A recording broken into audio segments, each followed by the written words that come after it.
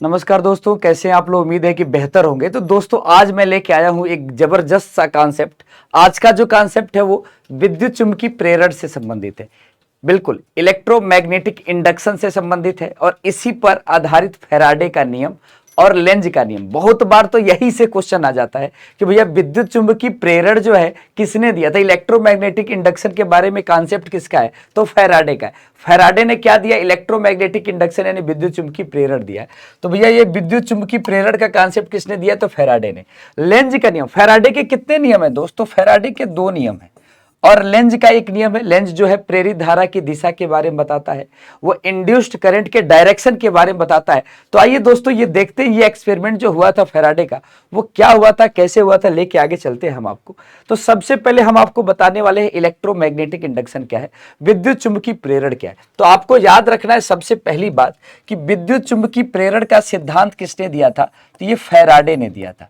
और इस सिद्धांत के बारे में एक बात याद रखिएगा, फैराडे ने क्या कहा था। फैराडे ने दोस्त बस इतनी सी बात कही थी कि भैया कि चुंबकीय क्षेत्र से विद्युत प्राप्त करना है। देखिए विद्युत से चुंबकीय क्षेत्र प्राप्त करने की बातें तो हो चुकी थी, लेकिन आज बात ये आई है कि चुंबकीय क्षेत्र से विद्युत क्षेत्र कैसे प्राप्त किया जाए। तो इसके लिए फैराडे का एक कहा जाए तो फैराडे का एक नियम था। फैराडे ने क्या किया था, एक एक्सपेरिमेंट लगाया था। अब देखिए एक चुंबक है, चुंबक के पास आप देख रहे हैं एक छोटी सी कुंडली है। अगर इस कुंडली को अगर आप देखें तो ये कुंडली है दोस्त।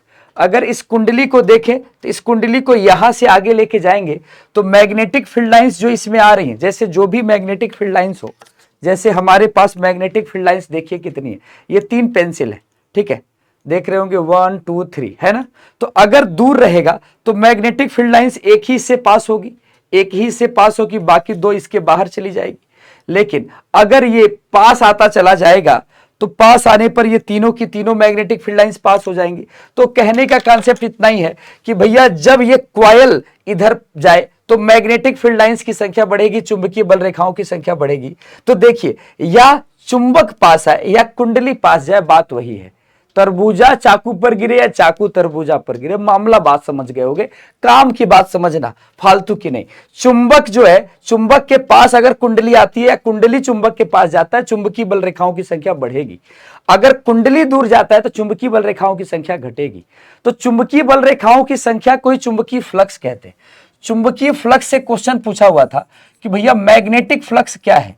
तो चुंबकीय फ्लक्स मेरे दोस्त याद रखना, मैग्नेटिक फ्लक्स को हम फाई से डिनोट करते हैं और बिल्कुल किससे डिनोट करते हैं, फाई से। और फाई बराबर BA cos थीटा का फॉर्मूला याद रखना। और यहां पर यूनिट जो होती है वो वेबर होती है। तो वही कहा है, जब एक चुंबक और कुंडली के बीच में सापेक्षिक गति होती है, एक को रोककर दूसरे की गति होती है, तो कुंडली में विद्युत वाहक बल देन इंड्यूस्ड EMF, मतलब विद्युत वाहक बल को EMF बोलते हैं, इलेक्ट्रोमोटिव फोर्स। तो कुंडली में एक विद्युत वाहक बल उत्पन्न हो जाती है, इसी घटना को विद्युत चुम्बकीय प्रेरण कहते हैं। बस कुछ नहीं है, किसी चुंबकीय क्षेत्र में किसी कुंडली को घुमा दो, इस कुंडली के अंदर विद्युत वाहक बल पैदा हो जाएगा, वो धारा को पैदा कर देगा। किसी चुंबकीय क्षेत्र में किसी कुंडली को घुमाने का, किसी क्षेत्र को, किसी बंद परिपथ को घुमाने से उसमें विद्युत वाहक बल पैदा हो जाएगा, इलेक्ट्रोमोटिव फोर्स इंड्यूस हो जाएगा या करंट इंड्यूस हो जाएगी। इसी इंसिडेंट को हम इलेक्ट्रोमैग्नेटिक इंडक्शन यानी इसी घटना को विद्युत चुम्बकीय प्रेरण की घटना कहते हैं। इसका नियम किसने दिया था दोस्तों, फैराडे ने दिया था। चलिए आगे, अब यहां पर वही फिगर आप देख रहे हैं कि कैसे, अब जैसे दूर है तो यहां पर इसका φ1 होगा, अब पास आ गया तो इसका φ2 हो गया। आप जानते हैं ये हाई होगा और ये वैल्यू क्या होगी, लो वैल्यू होगी। जैसे मान लेते हैं यहां पर 20 वेबर है और यहां पर भैया कितना वेबर है, 10 वेबर है।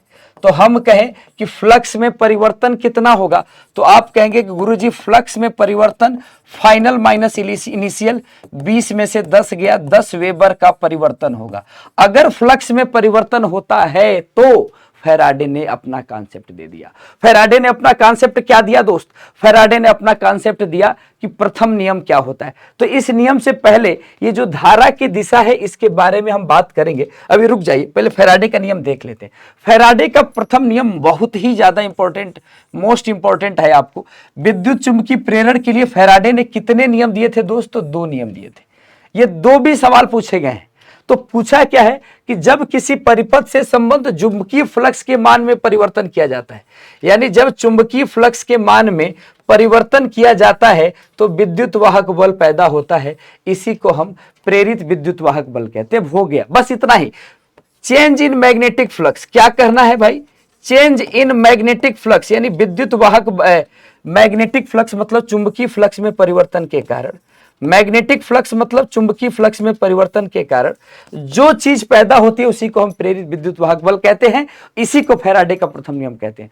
तो भैया फ्लक्स में परिवर्तन के कारण जो भी विद्युत वाहक बल पैदा हो जाए उसी को फैराडे का प्रथम नियम कहते हैं। लेकिन फैराडे का जो दूसरा नियम है वो विद्युत वाहक बल का मान बताता है कि मान कैसे निकालेंगे।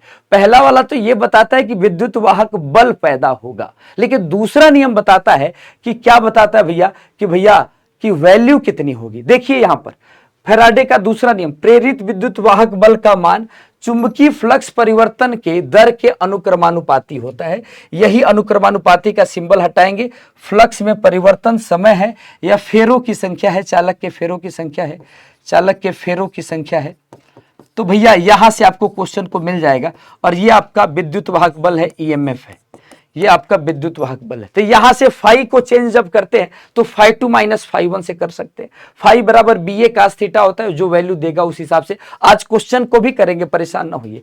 तो प्रेरित विद्युत वाहक बल, जो यहाँ पे दूसरा कॉन्सेप्ट क्या था? तो दूसरा कॉन्सेप्ट बस इतना सा था कि प्रेरित विद्युत वाहक बल का मान चुंबकीय फ्लक्स में परिवर्तन के अनुक्रमानुपाती होता है। चुंबकीय फ्लक्स में परिवर्तन के क्या होता है? अनुक्रमानुपाती होता है। इसी के साथ मोस्ट इंपॉर्टेंट जो नियम है वो लेंज का नियम है। लेंज का नियम इसकी दिशा को बताता है।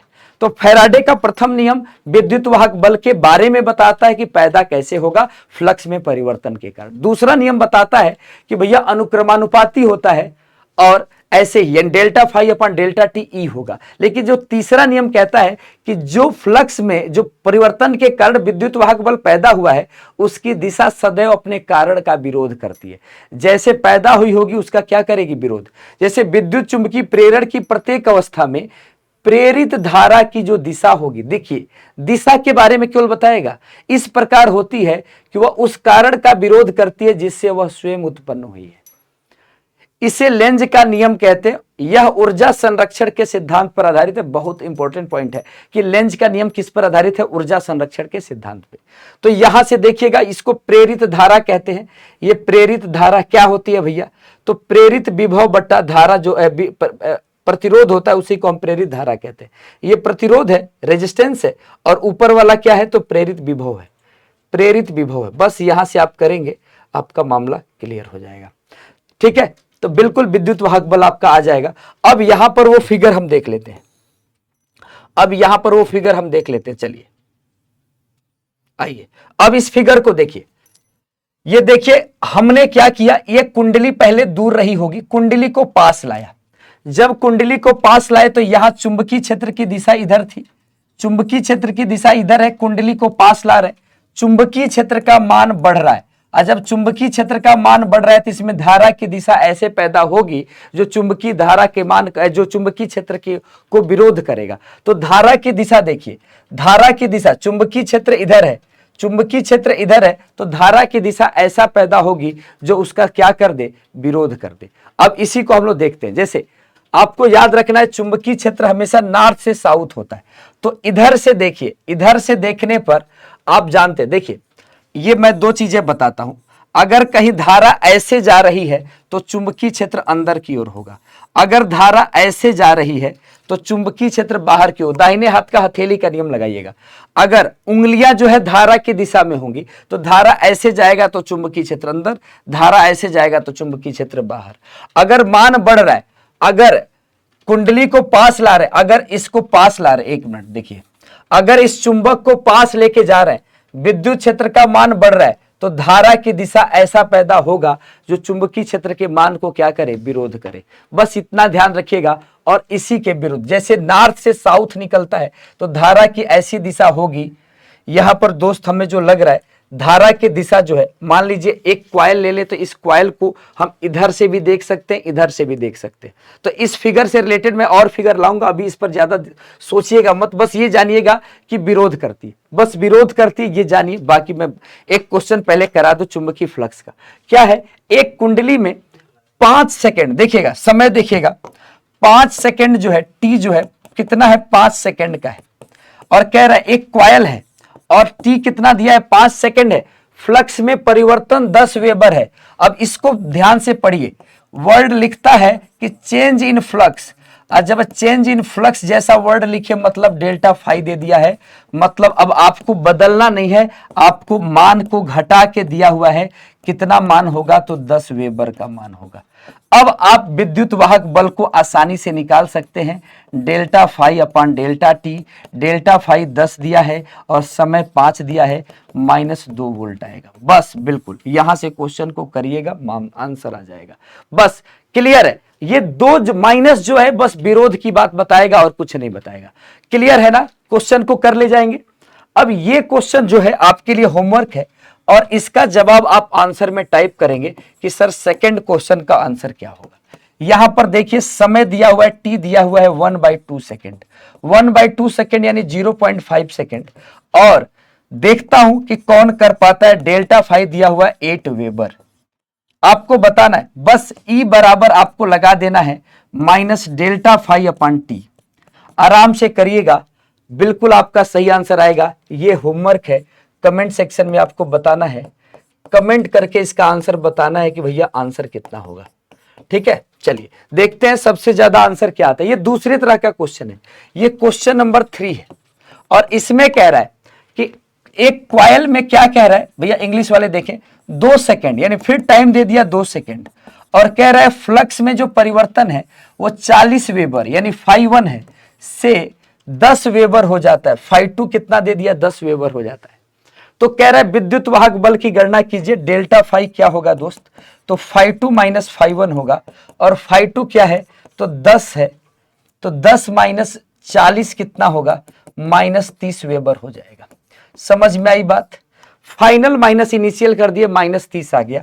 ई का जब मान निकालेंगे minus delta phi upon delta t, delta phi का मान -30 आया है और एक फार्मूले का माइनस है यानी माइनस एक और है, और टी का मान आपका 2 सेकेंड है, तो आंसर आ जाएगा आपका 15 वोल्ट का आंसर आ जाएगा। कितना आ जाएगा दोस्त, आंसर कितना आ जाएगा, 15 वोल्ट आंसर में आ जाएगा। और बिल्कुल एक और क्वेश्चन आपको हम दे रहे हैं होमवर्क के तौर पे, कमेंट करके इसका जवाब बताना है, कमेंट करके जवाब बताइए।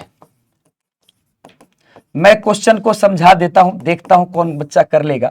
यहां टाइम दिया हुआ है, फिर से दिया है क्वाइल, और टाइम कितना दिया है बच्चा, 4 सेकेंड, 4 सेकेंड की बात दिया हुआ है, और कह रहा है कि भैया फ्लक्स में परिवर्तन कितना होगा, तो 25 वेबर है, फाई 1 का मान, फाई 2 का मान 5 वेबर है, तो भैया फाई 2 माइनस फाई 1 कर लो, 5 माइनस 25 कर लो, कितना होगा, -20 वेबर हो जाएगा। और फिर ई का मान निकाल देना, minus delta phi upon delta t, और बिल्कुल यहां पर क्या आने वाला है ये हम नहीं बताएंगे, ये आप बताएंगे। तो बताइए कैसा लगा फैराडे का पहला नियम, दूसरा नियम। फैराडे का पहला नियम क्या बताता है दोस्तों, तो फैराडे का पहला नियम बताता है कि फ्लक्स में परिवर्तन के कारण विद्युत वाहक बल पैदा होता है, यानी rate of change of flux जो है इंड्यूस करता है ईएमएफ को। दूसरा नियम क्या था कि भैया जो ईएमएफ को इंड्यूस करता है उसका पूरा फॉर्मूला दे दिया, ई बराबर माइनस डेल्टा फाई अपन डेल्टा टी, अगर फेरों की संख्या है तो एन ले दिया। और लेंज का नियम दिशा बताता है तो माइनस आ जाता है, सदैव अपने कारण का विरोध करेगा। अगर पास ला रहे हैं तो चुंबकीय क्षेत्र ऐसा पैदा होगा जो उसकी दिशा को क्या कर दे, विरोध, यानी चुंबकीय क्षेत्र इधर है तो चुंबकीय क्षेत्र ऐसे पैदा हो जाएगा। तो दोस्तों इसी के साथ कमेंट करिएगा इसका सवाल का जवाब क्या है, यानी चौथे क्वेश्चन का आंसर और सेकंड क्वेश्चन का आंसर आपको कमेंट सेक्शन में बताना है। ये वीडियो कैसा लगा कमेंट करके बताइएगा। ऐसे ही ग्रुप डी के लिए आप लोग के सहयोग के लिए हम वीडियो बनाते रहेंगे। और कौन सा कमेंट चाहिए और कौन सा टॉपिक चाहिए नीचे कमेंट सेक्शन में बताइएगा किस टॉपिक पे वीडियो बनाना है। थैंक यू सो मच, उम्मीद करता हूं कि बिल्कुल पसंद आया होगा। कैसा लगा जरूर लिखिएगा।